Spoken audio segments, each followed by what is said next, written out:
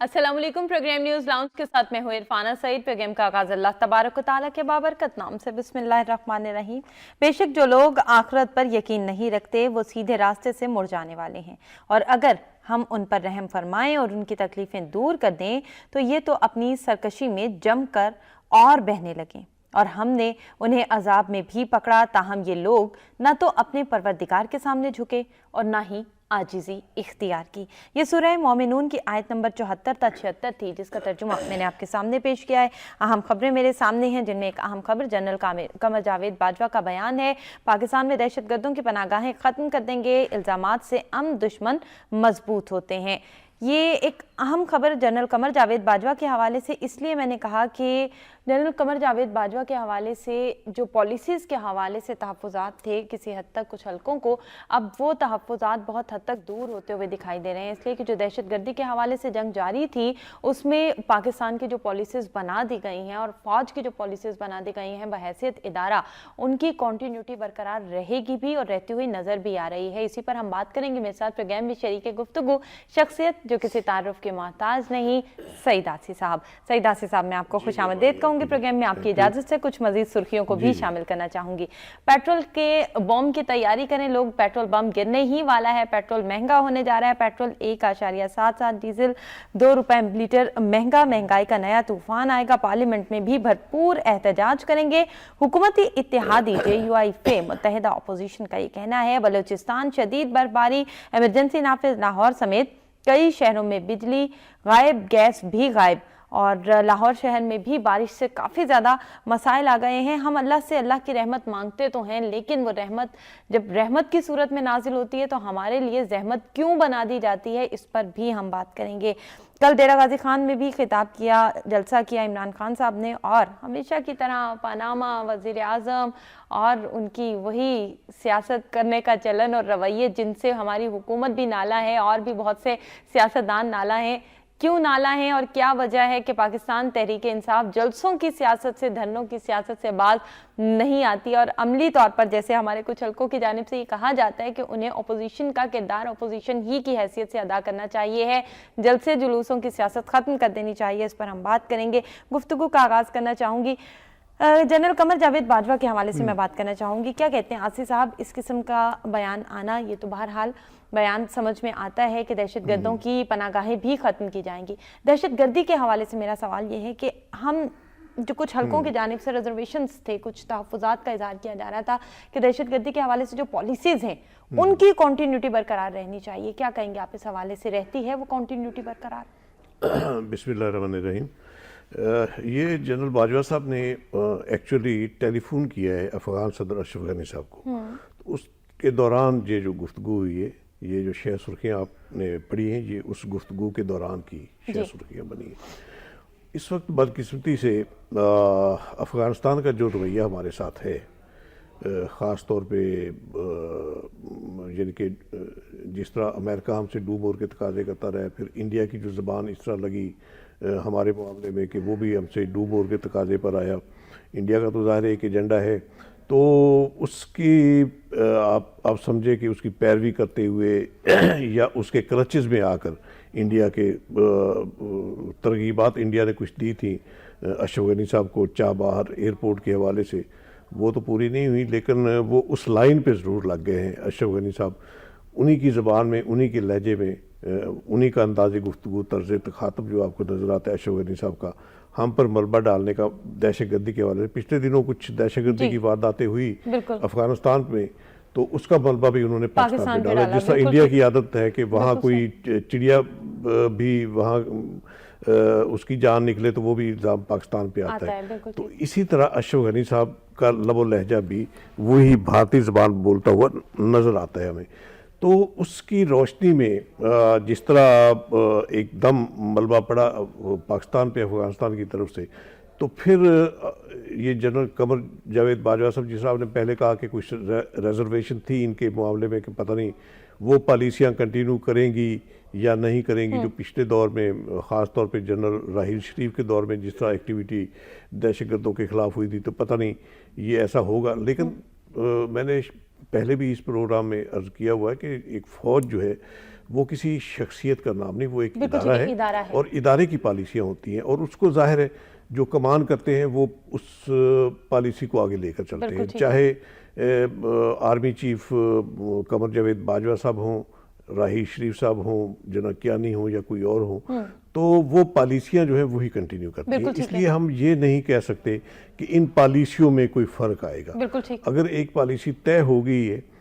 ہماری طرف سے، ہماری عسکری اور سیاسی قیادتوں کی طرف سے، یہ دہشت گردی کی جنگ کے حوالے سے، کہ ہم نے ان کو نکیل ڈال دی ہے، اس ناسور کو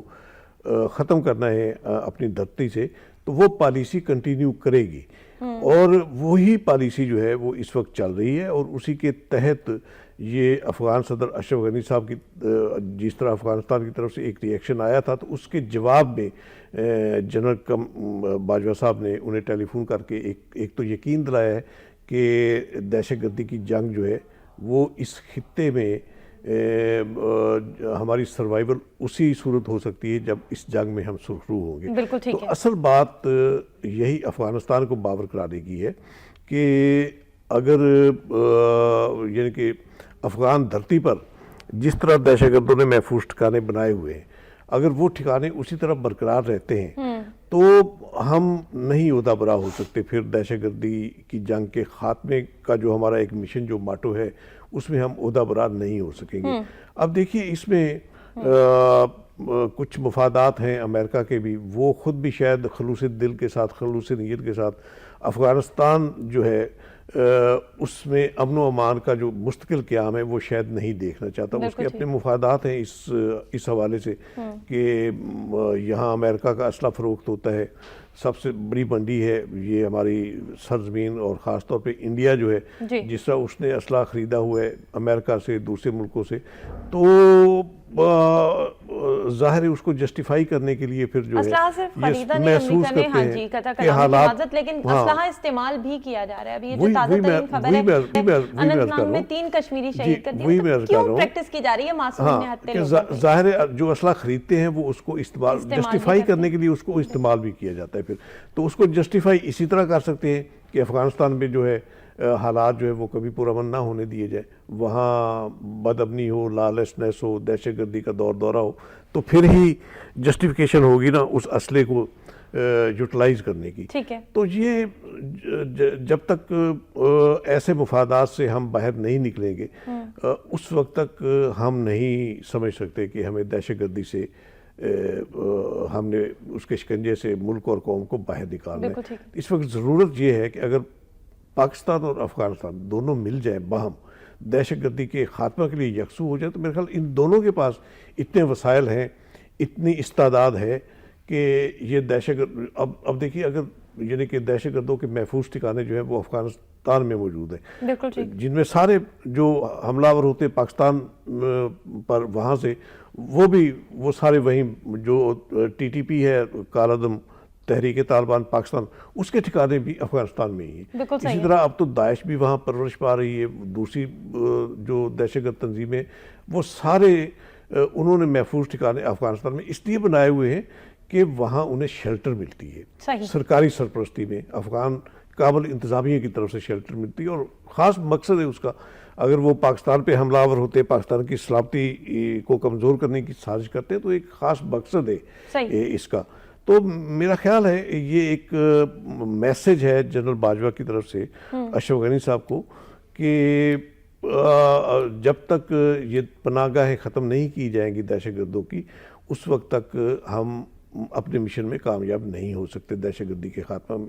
اس لیے دونوں کو باہم مل کر ہمارے پاس جو ایک یعنی کہ جو ہماری ایجنسیز کے پاس جو معلومات ہوتی ہیں دہشت گردوں کے ٹھکانوں کے حوالے سے، وہ شیئر کی جا سکتی ہے۔ جب آپریشن ہو، افغان انتظامیہ اگر اس پہ رضامند ہو کہ اس نے دہشت گردوں کے محفوظ ٹھکانے پر آپریشن کرنا ہے، تو پھر یعنی کہ ہماری جو ایجنسیوں کی اطلاعات ہیں وہ اس میں مفید ثابت ہو سکتی ہے کہ ان کے پاس ان کے ٹھکانوں کا پتہ ہے سارا۔ تو یہ باہمی اگر تعاون ہو جائے ان دونوں ممالک کے مابین اطلاعاتی سطح پر بھی، اور پھر یعنی کہ جہاں ان کے خلاف ہتھیار استعمال کرتے ہیں دہشت گردوں کے خلاف، تو وہ بھی اگر مشترکہ حکمت عملی طے ہو جائے تو زیادہ ایفیکٹولی میرا خیال ہے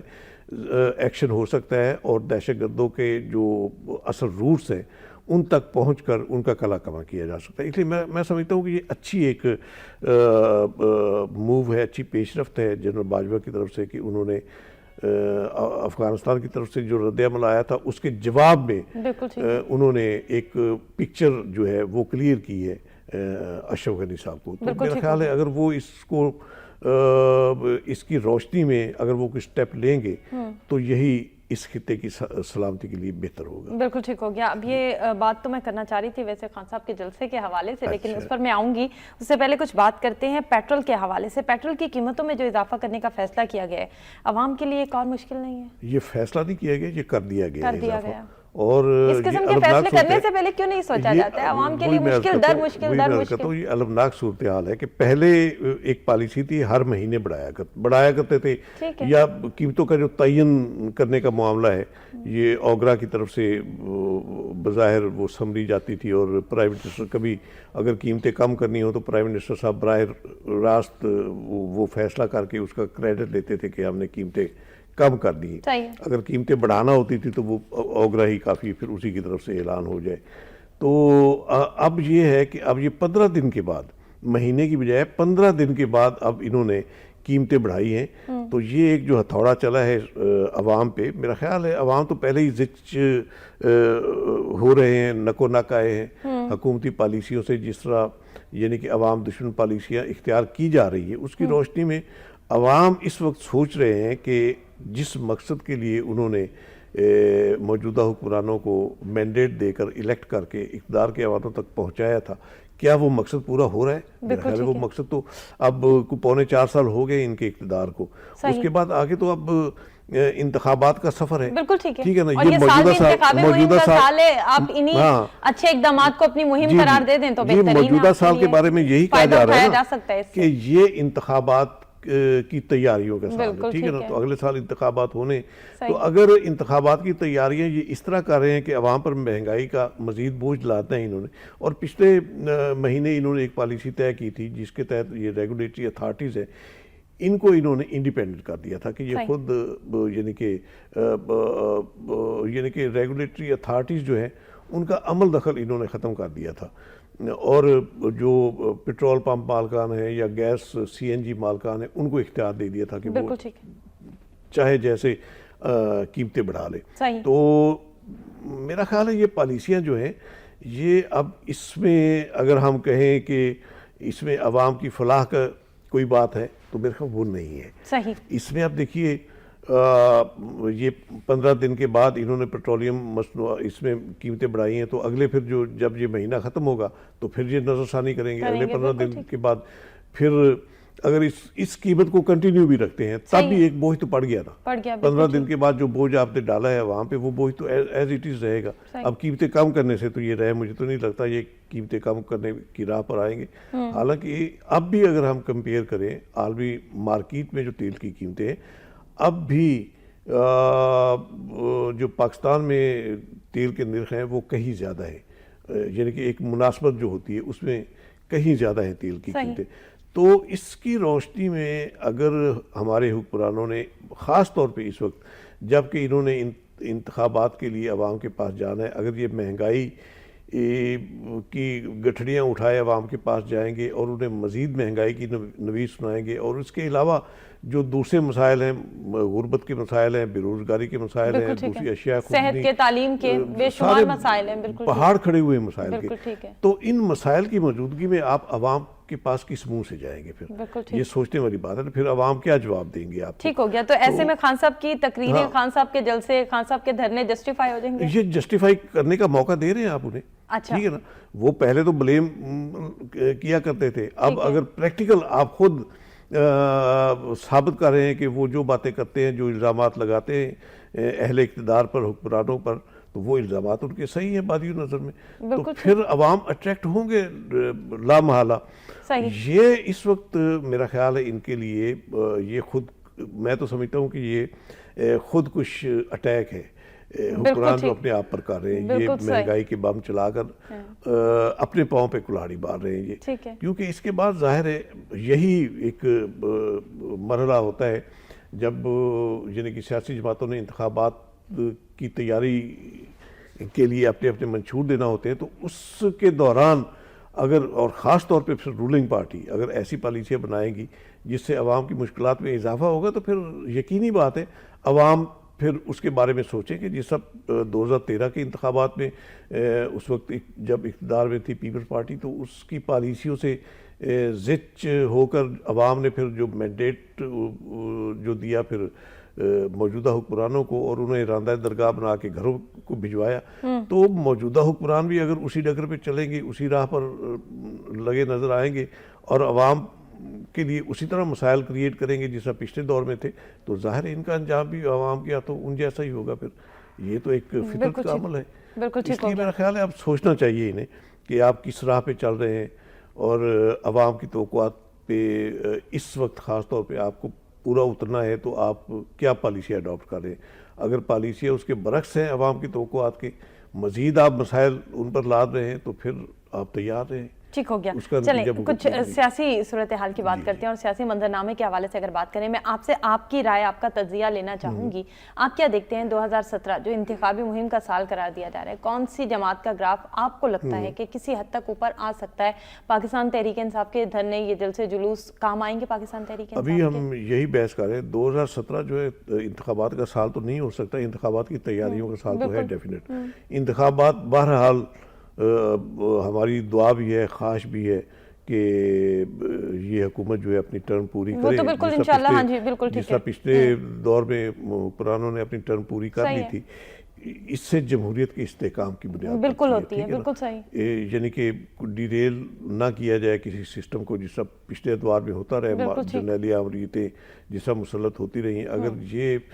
جیسے بھی ہے جمہوریت میں جو بھی یعنی کہ آپ کو اگر حکمرانوں کی منمانیاں نظر آتی ہیں، کوئی خامیاں موجود ہے، تو یہ چلتی رہے گی تو وہ خامیاں دور ہوتی رہے گی، سٹیپ بائی سٹیپ پھر ایک ہوتا رہے گا۔ تو اس لیے ہماری تو یہ خواہش ہے کہ موجودہ حکومت اپنی آئینی معیاد جو ہے وہ پوری کرے، اور آئینی معیاد پوری ہونے پر جو انتخابات ہیں ان کا انعقاد ہو۔ اس لیے ہماری تو دعا ہے کہ یہ سال انتخابات کا نہ ہو، بلکہ انتخابات کی تیاریوں کا ضرور ہو یہ سال، اور اگلا سال جو ہے وہ آئینی حوالے سے وہ انتخابات کا سال ہے۔ اس لیے اب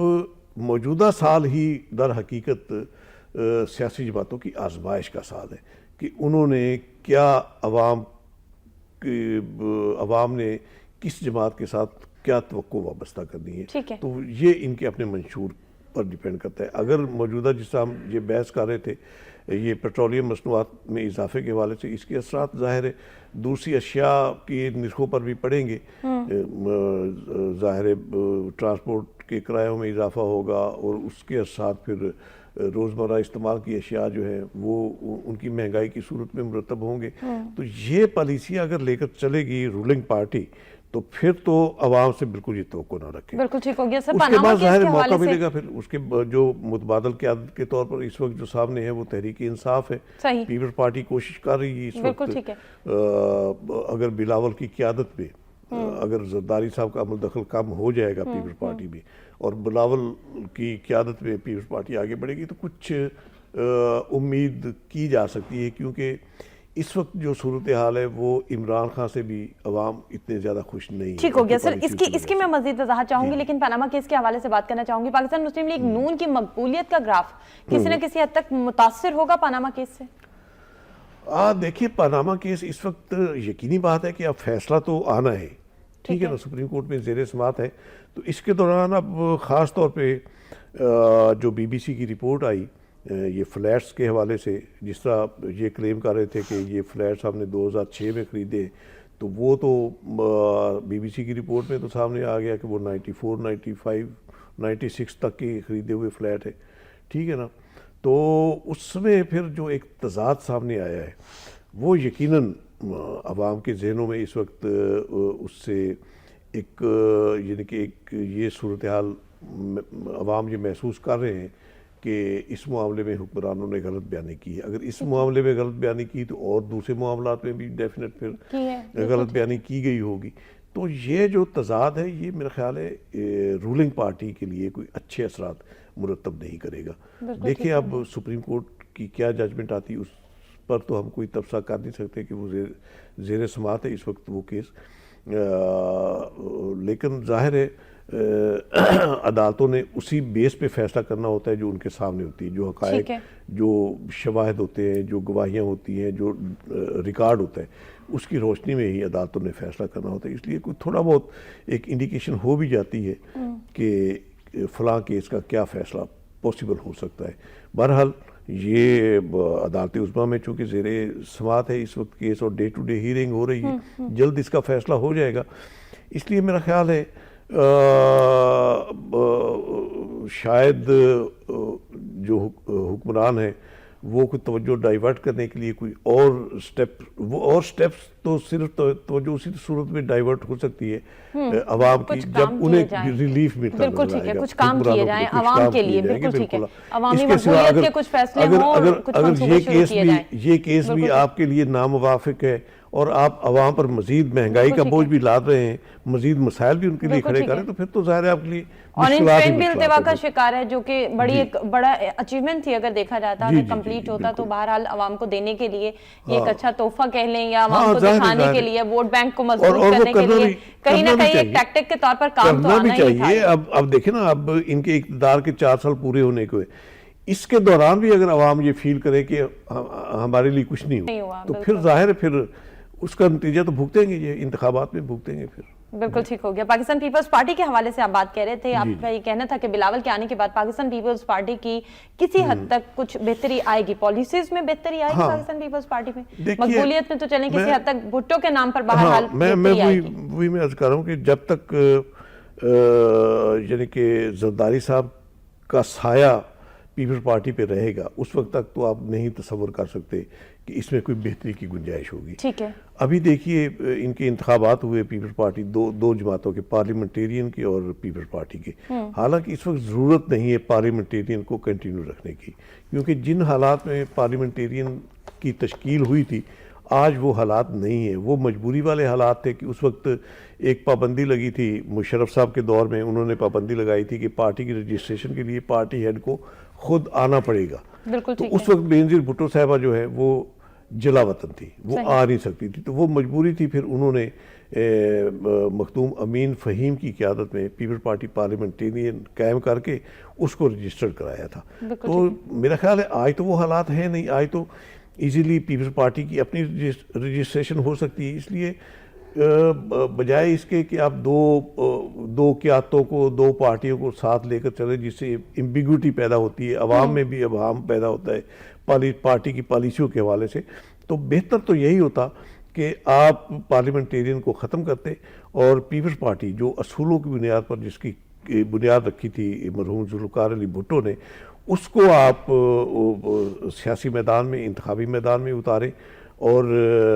اس کا جو پالیسیاں بھٹو صاحب کے دور میں وضع ہوئی تھی بھٹوازم کی بیس پہ، ان پالیسیوں کو آگے لے کر چلے، جس کے لیے بلاول بھٹو کی کچھ تھوڑی بہت تحریک نظر آ بھی رہی تھی. اگر اسی کو آپ آگے بڑھائیں گے تو پھر شاید جو پیپلز پارٹی کے اپنے جیالے جو ناراض ہو کے بیٹھے گھروں کو، وہ بھی شاید ایکٹیویٹ ہو جائے، متحرک ہو کے باہر آئیں گے. تو وہ جذبہ، پرانے والا جذبہ جو ہے پیپلز پارٹی کی صفوں میں، وہ اگر پیدا ہو جائے گا تو پھر ایک انتخابات کی فضا میں اس پارٹی کی جو ہے ایک ورث بن جائے گی. لیکن اگر اسی طرح انہوں نے آگے جانا ہے کہ زرداری صاحب کی پارلیمنٹیرین ہے، اس نے ٹکٹ جاری کرنے ہیں پارٹی کے، اسی نے پالیسیاں بنانی ہیں اور انتخابات میں پھر آپ نے نعرہ لگانا ہے بھٹوازم کا، تو پھر وہ نہیں کامیابی ہو پائے گی. اچھا، آپ کو کیا لگتا ہے اگر بحیثیت سیاستدان بلاول بھٹو کو کھیلنے دیا جائے تو ان کی پالیسیز میں اور آصف علی زرداری کی پالیسیز میں کس حد تک فرق دیکھنے میں آ سکتا ہے؟ اب دیکھیے جو اینالائز کیا جاتا ہے، جو سیاسی پنڈت ہیں وہ سارا جائزہ لیتے ہیں زرداری صاحب کی اب تک کی سیاست، جو مفاہمتوں کی سیاست ہے، وہ اس جائزے میں پھر یہی محسوس ہوتا ہے کہ اگر یہی پالیسی زرداری صاحب نے جو اڈاپٹ کی تھی، اسی پالیسی کو یہ آگے اب موجودہ انتخابات میں لے کر جائیں گے تو پھر تو کامیابی نہیں ہے. لیکن اگر زرداری صاحب فری ہینڈ دے دیں بلاول کو، وہ چیئرمین ہیں پیپلز پارٹی کے، ان کو فری ہینڈ دے دیں، وہ اپنی اپنی والدہ اور اپنے نانا کی جو پالیسیاں وضع کی ہوئی تھی پیپلز پارٹی کے لیے، ان پالیسیوں کو آگے لے کر چلے تو پھر عوام میں بھی تھوڑی بہت ایک اٹریکشن ہوگی اور پیپلز پارٹی کی اپنی صفوں میں بھی اتحاد کی فضا نظر آئے گی. اس لیے وہی پارٹی کامیاب ہو سکتی ہے. تھوڑی بہت اگر کوئی گنجائش نکل سکتی ہے انتخابات میں اس پارٹی کے لیے تو وہ وہی پارٹی ہو سکتی ہے جس کی قیادت بلاول بھٹو کر رہے ہیں. بالکل ٹھیک ہو گیا. کچھ بات کریں گے امریکہ کے حوالے سے. امریکہ نامعلوم افراد نے مسجد کو آگ لگا دی، عمارت کو شدید نقصان، مسلم کمیونٹی کا اظہار تشویش. یہ اس قسم کے واقعات امریکہ میں ہونا، کیا کہیں گے کہ جہاں پر یہ وہ کمیونٹی ہے یا وہ معاشرہ ہے جہاں پر ہم یہ کہتے ہیں کہ ہر قسم کے لوگوں کو یا ہر اقلیت کو برابری کے حقوق دیے جاتے ہیں؟ یہ تو عرفانہ یہ کہنے کی باتیں ہیں، یہ برابری والی باتیں جتنی میں کہتا ہوں فنیٹسزم امریکہ کی پالیسیوں میں رہی ہے، خاص طور پہ مسلمانوں کے حوالے سے، مسلم کمیونٹی کے حوالے سے. یہ بھی تو فنیٹسزم انتہا پسندی ہے نا کہ اگر آپ ایک مذہب سے وابستہ لوگوں کو آپ یعنی کہ ان پر آپ لیبل لگاتے ہیں دہشت گردی کا، اور حالانکہ وہ خود دہشت گردی کا نشانہ بنتے ہیں، تو اس کے بعد پھر آپ پالیسیاں بھی ایسی وضع کرتے ہیں کہ آپ نے ان کو کرش کرنا ہے. تو میرا خیال اس سے بڑی فنیٹسزم اور کوئی نہیں. تو پھر اس کا رد عمل جو ہے، اس کا رد عمل نیچرل ہے. پھر اب امریکہ میں یہ کوئی پہلا واقعہ نہیں، پہلے بھی کئی بار یہ نسلی بنیادوں پر بھی وہاں ہوتے رہے ہیں. جس طرح یعنی کہ کالے باشندے جو ہیں ان کے ساتھ نسلی بنیادوں پر جو وہاں سلوک ہوتا ہے تو اس کا ریئیکشن بھی وہاں نظر آتا رہے. اسی طرح جس کو آپ دبائیں گے زیادہ، دیوار کے ساتھ لگائیں گے، تو پھر وہ اپنی سروائیول کے لیے کچھ بھی کرنے کو تیار ہوتا ہے. تو اس میں میرا خیال ہے جو یعنی کہ اب ٹرمپ صاحب جو ہیں جنہوں نے اب 20 جنوری کو اقتدار سنبھالنا ہے، تو ان کی اگر انتخابی مہم کے دوران ان کے نعروں کا اگر ہم جائزہ لیں تو پھر تو مسلمانوں کے لیے اور بھی کم بختی آئے گی. اگر اس کو بنیاد بنا کے انہوں نے اپنی حکومتی پالیسیاں وضع کرنی ہے، ظاہر ہے اب یہ ایک پارٹی کے نمائندے ہیں ریپبلکن کے، تو اس پارٹی کی اپنی پالیسیاں بھی ہیں. تو اگر یہ حاوی ہونے کی کوشش کریں گے پارٹی کی پالیسیوں پر اپنے منشور کی بنیاد پر، تو پھر وہاں انریسٹ ہوگی امریکہ میں. اس لیے میں نہیں سمجھتا کہ یہ متحمل ہو سکتے ہیں ایسے کسی ریئیکشن کا جس میں امریکہ کی ایک قسم کے عدم استحکام کی ایک بنیاد پڑتی ہو. تو ان آنے والی جو انتظامیہ ہے، ٹرمپ انتظامیہ، اسے بطور خاص اس کو اینالائز کرنا ہوگا. یہ جو امریکہ میں جو اس وقت حالات آپ کو نظر آ رہے ہیں، یہ جو واقعہ ہوا ہے، تو اس کی روشنی میں وہ پورا تجزیہ کریں اور اقتدار سنبھالنے سے پہلے ایسی پالیسیاں نظر آنی چاہیے. اس ٹرمپ انتظامیہ وڈ بی انتظامیہ جو ہے، اس کی ایسی پالیسیاں نظر آنی چاہیے کہ تمام طبقے جو وہاں رہتے ہیں ان کے لیے کوئی اطمینان کی فضا ہو. بالکل ٹھیک ہے. دنیا کی ایک اور بڑی جمہوریت کی بات کریں، بھارت کی بات کریں، جو سو کالڈ جمہوریت ہے اور دنیا کا بڑا طاقتور ترین ملک خود کو کہتا ہے اور کہنے کا خواب بھی دیکھتا ہے. افسر جوتے پالش، گاڑیاں صاف کراتے ہیں. بھارتی فوجی بیوی سمیت بھوک ہڑتال پر بیٹھ گیا. کہیں پر ان کے پولیس افسروں کے بیان آتے ہیں، کہیں پر ان کے فوجیوں کے بیان آتے ہیں. اسلحے کے استعمال کے حوالے سے اگر دیکھا جائے، اسلحے کی خرید و فروخت کے حوالے سے دیکھا جائے تو بھارت سب سے آگے دکھائی دیتا ہے. مقبوضہ کشمیر کا تازہ واقعہ میں نے کوٹ کیا جس میں 3 کشمیری شہید کیے گئے ہیں. پہلے اپنے آپ کو تو دیکھ لے، اپنی صورتحال تو سنبھال لے بھارت. آپ نے یہ ایک فوجی کی بات کی تو یہ تو ایک سلسلہ چل پڑا ہے. آپ کو یاد ہوگا پچھلے ہفتے ایک مقبوضہ کشمیر میں جو برسر پیکار ہیں بھارتی فوجیں کشمیری مجاہدین سے، تو وہ اتنے اب یعنی کہ اتنے نک و نک ہو چکے ہیں اپنے حالات سے، اپنے معمولات سے، کہ اب ان کی زبانیں کھلنا شروع ہو گئی ہیں. وہ ایک فوجی نے ایک باقاعدہ یعنی کہ ایک ویڈیو جاری کی سوشل میڈیا پہ جس پہ وہ روٹیاں بھی دکھا رہے ہیں، جلی ہوئی روٹیاں ہیں، اور جو حسن سلوک ہوتا ہے وہاں ان کے ساتھ اور جس ماحول میں وہ رہتے ہیں. تو اس کے بعد وہ کہتے ہیں کہ کیا اس ماحول میں یعنی کہ جو فرائض ہمیں دیے گئے ہیں کیا ان سے عہدہ برا ہوا جا سکتا ہے. اس کے بعد اس بیچارے کی کم بختی ایسی آئی کہ پھر اس کو پتہ نہیں وہ اس پہ لگا دیا، انہوں نے سینیٹری ورک پہ لگا دیا.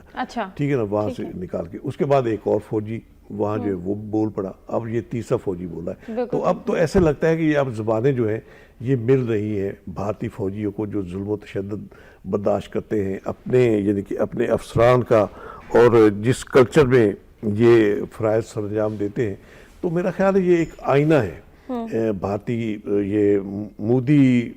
قیادت کے لیے یہ ایک آئینہ ہے کہ آپ اپنی پالیسی جس انتہا پسندانہ سوچ کے تحت آپ جس طرح انڈیا کو ایک سیکولر اسٹیٹ کی بجائے ایک انتہا پسند ہندو ریاست میں آپ نے تبدیل کیا ہے، تو اس میں جو ری ایکشن اب سامنے آ رہا ہے وہ ہر مکتبہ فکر کی طرف سے ہے، آپ کے فوجیوں کی طرف سے بھی ری ایکشن آ رہا ہے، آپ کی ایون جو ہندو میں جو ایک لوئر کاسٹ ہے، دلت جس کو کہتے ہیں، ان کی طرف سے بھی ری ایکشن آتا ہے۔ اسی طرح جو دوسری اقلیتیں ہیں وہ بھی اب یعنی کہ مسلمان تو ایک طرف ان کے ساتھ جو حسن سلوک ہوتا ہے، اب دوسرے یعنی کہ سکھ برادری جو ہے، تامل جو ہے، اور اسی طرح دوسرے یعنی کہ کمیونٹی کے جو لوگ ہیں وہ بھی اب بولنا شروع ہو گئے ہیں۔ بالکل ٹھیک ہے سر، اگر نریندر مودی کے حوالے سے بات کی جائے تو بڑا قوم پرست کہا جاتا ہے نریندر مودی کو، ان کے لیے کہ جی وہ بڑے ہندو پرست ہیں اور بڑے قوم پرست ہیں، لیکن ہندوؤں میں بھی وہ ہندو پرست تو شاید دکھائی نہیں دیتے ہیں، وہ صرف اپنی ایک خاص اسپیسیفک کچھ ان کے مسلک ہیں، کچھ ان کے مذاہب ہیں، یا ان کے آپ یوں کہہ سکتے ہیں کہ ان کی کچھ خاص ذاتیں ہیں، جیسے برہمن ذات ہے اور ان کی کچھ اس طرح کی ذاتیں ہیں، وہ صرف وہیں تک وہ پرستش کرتے ہوئے نظر آتے ہیں، نیچے والی ذاتوں کو وہ کہیں اہمیت دیتے ہوئے نظر نہیں آتے۔ ایسا ہی ہے، میں یہی عرض کر رہا ہوں کہ ایون ہندوؤں کے اپنے اندر جو ہے جو لوئر کاسٹ ہیں ان کی، ان میں بھی ایک احساس محرومی جو ہے وہ اب اجاگر ہو رہا ہے۔ تو اس پالیسی میں میرا خیال ہے اب عالمی قیادتوں کو بھی محسوس ہو رہا ہے کہ جو پالیسیاں لے کر یہ رد عمل جو سامنے آتا ہے، اور جس طرح انہوں نے جبراً ہندو بنانے کا سلسلہ شروع کیا تھا اقلیتوں کو، جس میں عیسائیوں کو بھی انہوں نے جبراً ہندو بنایا، سکھوں کو بھی بنایا، مسلمانوں کو بھی جبراً ہندو بنایا، تو اس کا ری ایکشن جو ہے یہ عالمی سطح پر سامنے آیا کہ اس سے ایک جو فضا پیدا ہوئی ایک پرتشدد ماحول اور معاشرے کی، تو اس سے پھر ایک ایسا یعنی کہ عالمی قیادتوں کو محسوس ہوا کہ مودی کے ہاتھوں جو ہے یہ علاقائی اور عالمی امن جو ہے یہ محفوظ نہیں رہا، تو اس لیے اب ایک دباؤ ہے مودی سرکار پہ، اور یہ میرا خیال ہے اب ہماری جو فعالیت اس میں یعنی کہ ہماری ایک سفارتی جو ایک فعالیت تھی، خاص طور پہ جب پچھلے سال یو این جنرل اسمبلی کا اجلاس ہوا تھا تو اس کے دوران جو ایکٹیویٹی ہوئی تھی اس میں ایک تاثر پیدا ہوا تھا، یہ کوشش کر رہے تھے انڈیا مودی سرکار پاکستان کو تنہا کرنے کی دنیا میں، لیکن اس کے رد عمل میں ایک تاثر جو ہے جنرل اسمبلی کے اجلاس کے موقع پر، اور اس کے بعد پھر یہ انہوں نے جس طرح سارک کانفرنس کو سیبوٹاج کیا، اور اس کے بعد ہارٹ آف ایشیا کانفرنس میں جو دہلی میں منعقد ہوئی اس میں جو ایٹیٹیوڈ اختیار کیا جارحانہ پاکستان کے حوالے سے، تو اس کی روشنی میں اب عالمی قیادتوں کو، اقوام عالم کو یہ پورا ادراک ہو چکا ہے کہ مودی جو ہے ان کے ہاتھوں ہی دراصل خطرہ ہے علاقائی اور عالمی امن کو۔ بالکل ٹھیک ہے، تو اس حوالے سے پھر ظاہر ایک دباؤ جو ہے وہ نیچرل ہے مودی سرکار پہ، عالمی دباؤ اس وقت جو سامنے آ رہا ہے، تو اللہ کرے کہ یہ فضا جو ایسی ڈیولپ ہوئی ہے اور خود ان کی وجہ سے، ان کے اعمال کی وجہ سے ہوئی، تو اس میں مسئلہ کشمیر کے حل کی کوئی صورت پیدا، کوئی عملی صورت پیدا ہو جائے۔ بالکل ٹھیک ہے، سعید آصف صاحب پروگرام میں تشریف لانے کا بہت شکریہ۔ ناظرین، پروگرام کا وقت اپنے اختتام کو پہنچا، عرفانہ سعید کو دیجیے اجازت، اللہ نگہبان۔